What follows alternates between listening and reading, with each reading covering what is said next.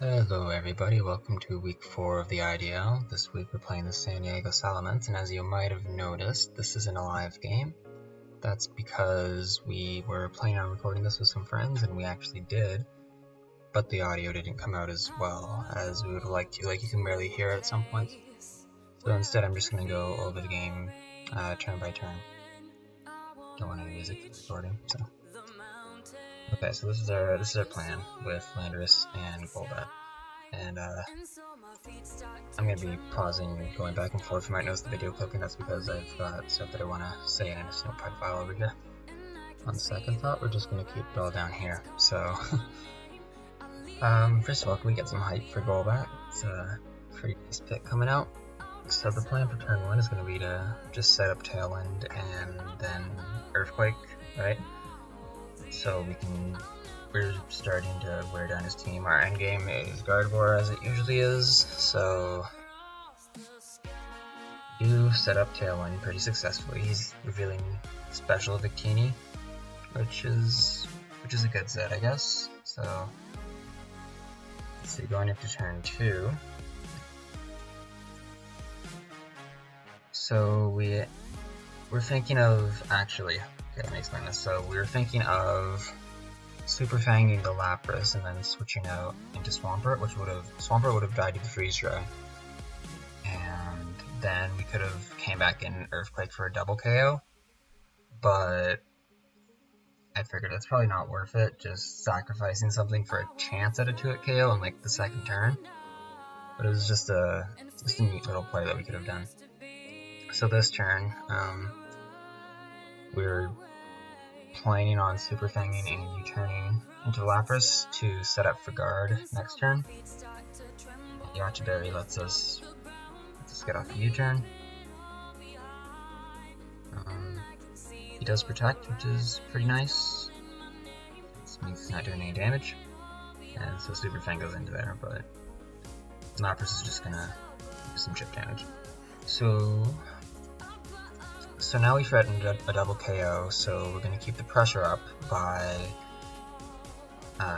going into our Trick Room mode. And this is gonna... Because if we hadn't done this, right, we had Gardevoir and Golbat against Sand, and he would have had speed control. And that wouldn't have been ideal. So instead we rotate into our Trick Room mode and we still have momentum. So I don't want to leave guard in here, just because it's spreading so much and it's our win condition, so we are going to switch out. Put the bigger Fret to sleep, and next we're just gonna Rock Slide for some chip damage. The reason we put the Gigalith to sleep instead of the Excadrill is because it hits harder with Rock Slide, I mean, we have 2 redirectors on this team, so spread moves are always a threat. And then it also has Wide Guard, which completely cancels out Hyper Voice, so we don't want him to have access to that. So this right here, this situation is the payoff of all that switching that's been going on, all the speed control. This amount of offensive pressure that we got going on right here.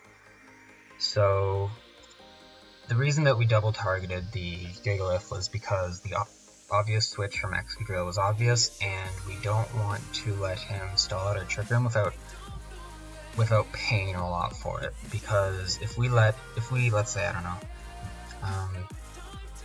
spored the Excadrill, I mean that might have been nice actually. We're back on it. But like this way we do get a lot of damage off. You do want to start taking KOs at some point. Like, chip damage is great and all, but you do have to finish things off. In this turn, we still can KO him with Swampert, Ice Beam onto his elements. We could pick up a double KO if he doesn't do anything, so it's a fun little joke. I like to call shiny solid mints because it's green. Funny joke. So we're taking advantage of Trick Room here. We're getting more positioning, more damage. He stalls out a lot, but that was well played on his end. Protect was nice. But we still have all the momentum. He's reacting to us, right? So as long as he's the one reacting, that means the ball's in our court, and it's up to us to make reads and capitalize on him trying to get back into a decent position. So we don't go for like any hard reads this turn just because it's not worth it at this point. We can. This is a really safe play right here, right? Like, worst case scenario, he gets a rock slide off, and then we're still in the same position if we can get a double KO this turn. And it's not really worth the risk of taking more damage or whatever. Like, we could have gone for Ice Beam and taken it, I guess, but I mean, ideally we still want to keep our momentum up because we're winning this this chip battle right now because we have speed control. We're putting things to sleep. So what we're doing right now is pretty good. Got my turns all out of order.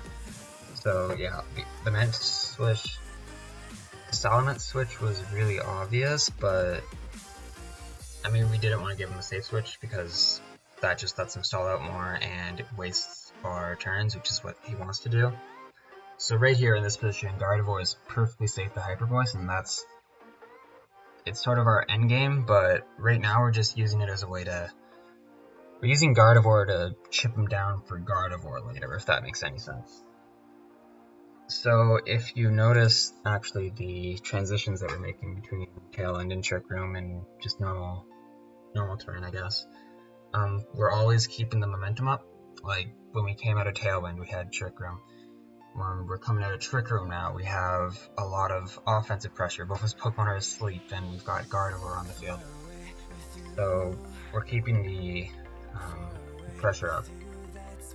And he's still reacting to us. Like, he could Hyper Voice, but then we could Psychic. So like he has to make a read to not be KO'd, essentially.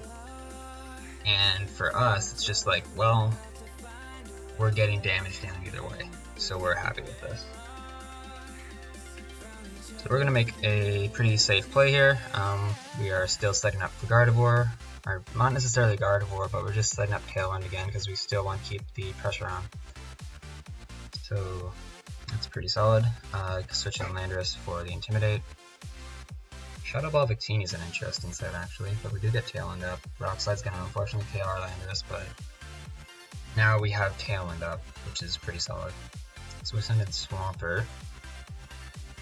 Sending in Swampert like this makes us, it lets us save Gardevoir for later, which is really nice. And this turn, like, as much as say we want to take advantage of our turns of Tailwind and Trick Room, Grass move from Victini is kind of scary, so that's why we're playing a bit slower this turn, just trying to see what's safe for us next turn. So he shows that he doesn't have a Grass move, which is really nice.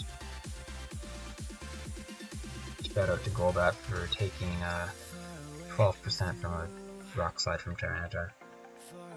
So this turn we're just trying to clean up threats to Gardevoir, so Victini was a big threat, so we try to go for the double target. It doesn't work out. That was a very nice switch.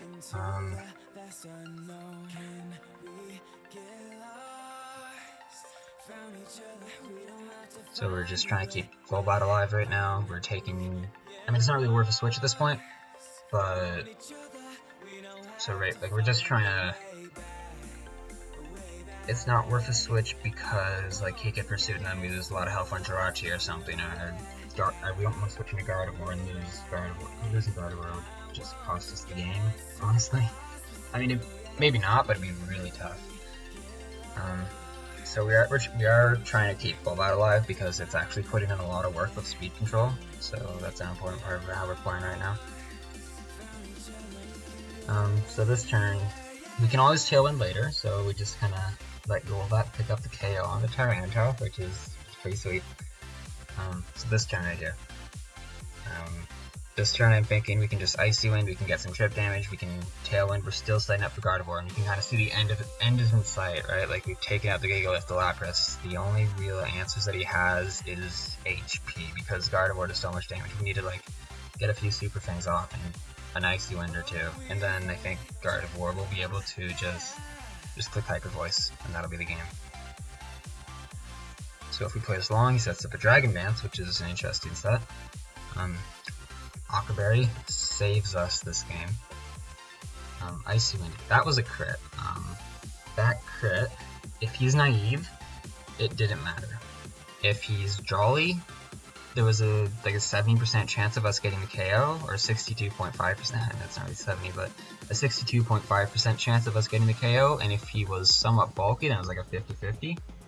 So, it helped, but we might have got the KO anyway, and I still feel like we were in a good position, even without that KO right there. So right now our mentality is just get enough chip damage for Gardevoir down. We're gonna, yes, Icy Wind lets us outspeed both. Super Fang's gonna let Hyper Voice probably pick up that KO, if not Shadow Ball. Rock Slide, Golbat's a beast, and then he does this. And this is gonna lock up the game for us. He didn't know that it hit a partner. Yeah, so then we just outspeed and KO with Gardevoir, and that's gonna be the end of week 4. GG's to the San Diego Elements. It was a good game, despite that little misplay at the end. It was a really fun game. It was really close. I'm so happy with Golbat. It did really well. It put in work. I feel like we used Tail Room really well. This was a really solid team. I feel like we prepped pretty well. I'm just so happy with how well Golbat did. So I think that's gonna wrap up the video though. It was another solid Gardevoir sweep. So I'll see you guys for the next one.